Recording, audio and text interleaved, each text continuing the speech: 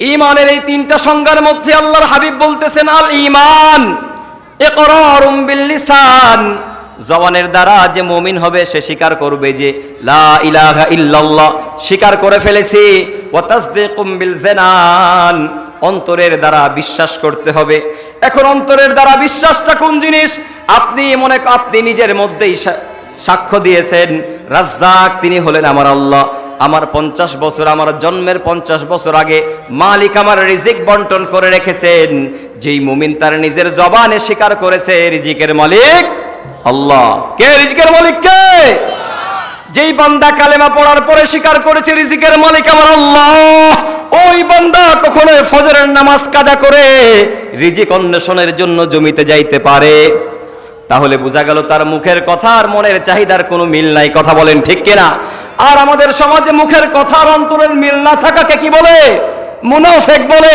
আর মুনাফিকের বড় শাস্তির আযাবের ব্যাপারে বলেছে ইন্নাল মুনাফিকিনা ফিদ-দারকিল আসফালি মিনান নার। এক একটা আয়াতকে যদি টান দিই লম্বা রাত চলে যাবে, কত শুনবেন। এজন্য এত দরকার নাই, মূল কথাটা শুনেন।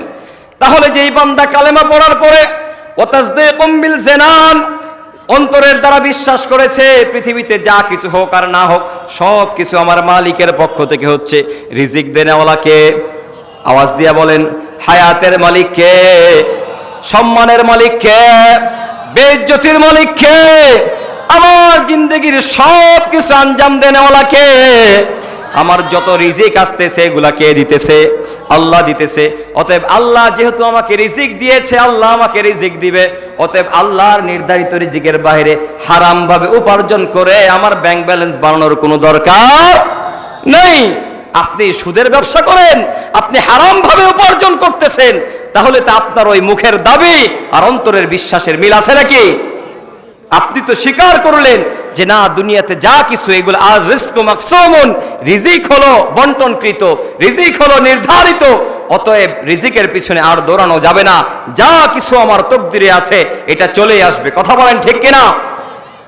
তাহলে যে মুমিনের সাক্ষ্য বহন করবে সে কখনো রিজিকের নেশায় পড়ে নামাজ কাজা করে রিজিকের পিছনে দৌড়াতে পারে না। এরপরে বলতেছেন ওয়া আমালুম বিল আরকান, এরপরে আল্লাহর পয়গম্বর বলতেছেন এই যে মুখের কথা অন্তরের বিশ্বাসটাকে পরিপূর্ণ কাজের মধ্যে বাস্তবায়ন করতে হবে। এখন আপনি আপনাকে বলেন যে আপনার এই কালেমার পাওয়ার কতটুকু? এই তিনটা গুণের একটা গুণ যদি না থাকে তাহলে লফজি ভাবে জবানে কালেমা পড়ে কোনো লাভ আছে? কোনো লাভ নেই। অতএব মুআজ্জাজ হাজিরিন, লম্বা কথা বলার সময় নাই, আলোচক চলে আসছে, উনি আলোচনা করবে। এখন মূল বিষয় হলো তাহলে আমি বুঝতেছি যে রিজিকের মালিক হলো আমার আল্লাহ, আমার তকদিরে আমার কিসমতে যা কিছু আছে এটা আমি পাবই। অতএব এই কথাটা যদি আমি আপনি বিশ্বাস করি, এই কথার মধ্যে চূড়ান্ত পর্যায়ের একটা কথা হলো যে একটা দিন কোনো একটা সময়ে কবরের বাসিন্দা হয়ে যেতে হবে। কথা বলেন ঠিক কিনা? কথা বলেন। যেতে হবে না? যাওয়া লাগবে না? আওয়াজ দেন না কেন? কবরের পাশে বসেও যদি কবরের অনুভূতি না আসে তাহলে তো মৃত্যু আপনার থেকে অনেক দূরে থাকলে আপনার গুনাহ করা সহজ হয়ে যাবে।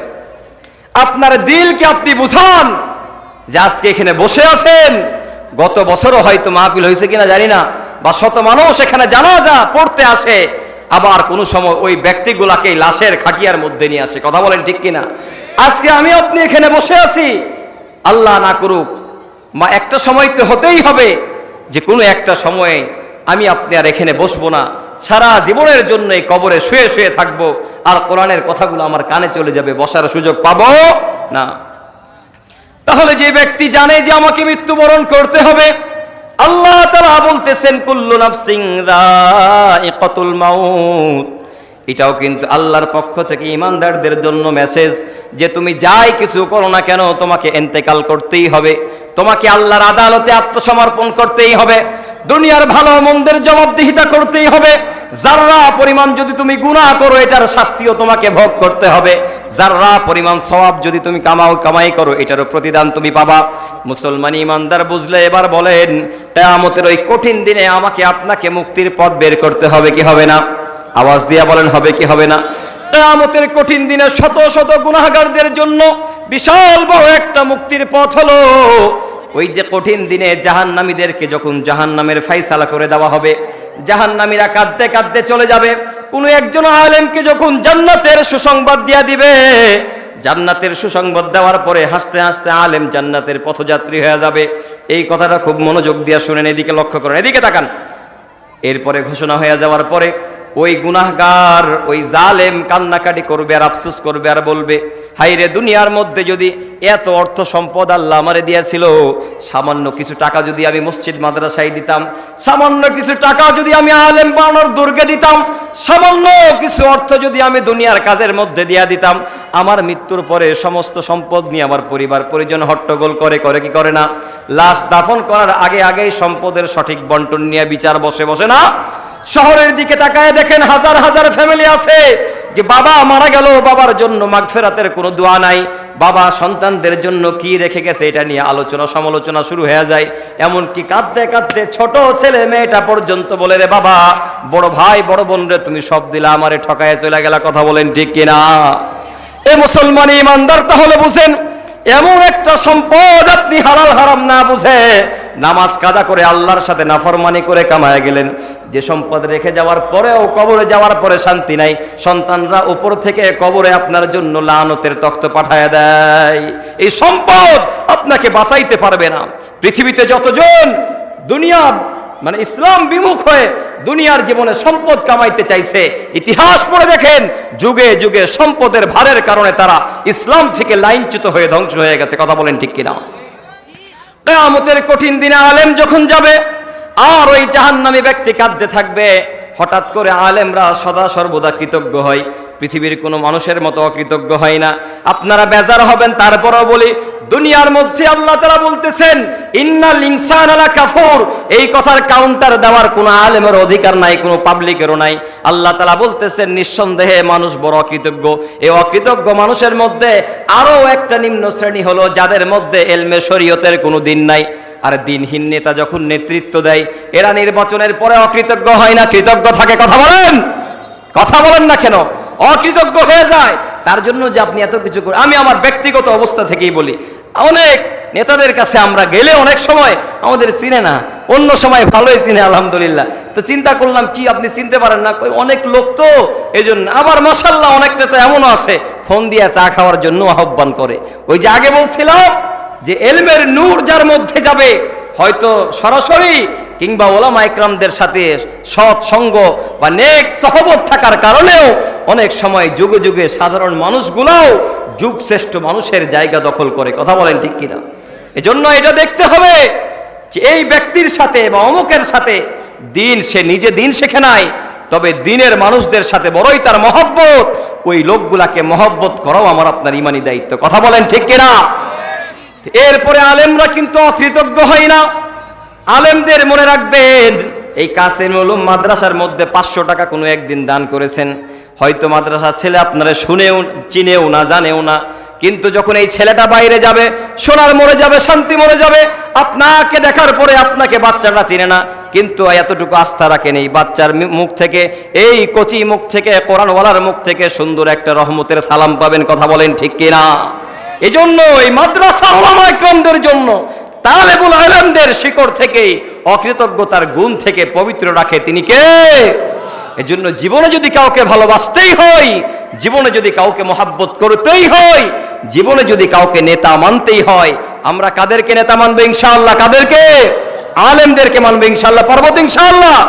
না কি করবেন যে দুনিয়ার নেতার পক্ষ নিয়া মেহরাবে মসজিদের নেতার বিরোধিতা করবেন? এটা করবেন নাকি? আল্লাহ জঘন্যতম কাজ থেকে আমাদের হেফাজত করুক। এবার আসেন, আলেম যখন যাবে, কারণ আলেম পিছনে তাকায় দেখবে, ভাই আপনি কাঁদতেছেন কেন? বলে আমার জাহান্নামের ফায়সালা হয়ে গেছে। এই কথাটা খুব মনোযোগ দিয়ে শুনেন, জাহান্নামের ফায়সালা হয়ে গেছে। এরপরে ওই জাহান্নামী ব্যক্তি বলবে, হুজুর আপনি কি আমার জন্য একটু সুপারিশ করতে পারেন না? লম্বা কথা, আল্লাহর কাছে যাবে, যাওয়ার পরে বলবে আল্লাহ, অমুক গ্রামের অমুক বান্দাটার জাহান্নামের জন্য কান্নাকাটি করে, তারে কি মাফ করা যায় না? আল্লাহ মুস্কি তাবাসসুম করবে, হাসি দিবে। এরপরে বলবে আপনার সাথে তার কি সম্পর্ক? লক্ষ্য করে এই কথাটা শুনবেন। আলেম বলবে আল্লাহ, তাকে আমি কখনোই চিনতাম না, কিন্তু কোনো একদিন ওই রাস্তা দিয়ে আমি যাইতেছিলাম, রাস্তা দিয়ে যাওয়ার পর ওই ব্যক্তি আমাকে সালাম দিয়েছিল, তোমার জমিনে তোমার দিনের ধারক বাহকদেরকে রহমতের দোয়া প্রণয়নকারী সালাম প্রদানকারী ব্যক্তি কখনো জাহান্নামে যাবে, এটা একজন আমি দিনের ধারক বাহক আলেম হিসাবে বরদাস্ত করতে পারবো না। আল্লাহু আকবার। একটা সালাম দেওয়ার কারণে আল্লাহ তাআলা কিয়ামতের দিন জাহান্নামে নির্ধারণ হয়ে যাওয়া ব্যক্তিকেও যদি মাফ করে দেয়, যারা সদা সর্বদাই দ্বীনি মারকাজের সাথে লেগে থাকবে, যারা ওলামায়ে কেরামের সাথে থাকবে, ওলামায়ে কেরামকে মহাব্বত করবে, ওলামায়ে কেরামকে ভালোবাসার কারণে কিয়ামতের দিন কি আমার আল্লাহ তাআলা মাফ করবে না? মাফ করবে না? অবশ্যই করবে। তাহলে এরকম শত শত আলেম হাফেজ তৈরি করার মারকাজগুলোকে আমাদের টিকিয়ে রাখতে হবে কি হবে না? কারা কারা রাজি আছে ইনশাআল্লাহ? দুই হাত তুলি, লিল্লাহি তাকবীর। আল্লাহ তাআলা আমাদের সকলকেই সদা সর্বদা মৃত্যুর আগ পর্যন্ত এই দ্বীনের মারকাজগুলোকে টিকিয়ে রাখার মেহনতের সাথে জান মাল সময় দিয়ে কবুল করুক। সকলে বলেন আল্লাহুম্মা আমিন।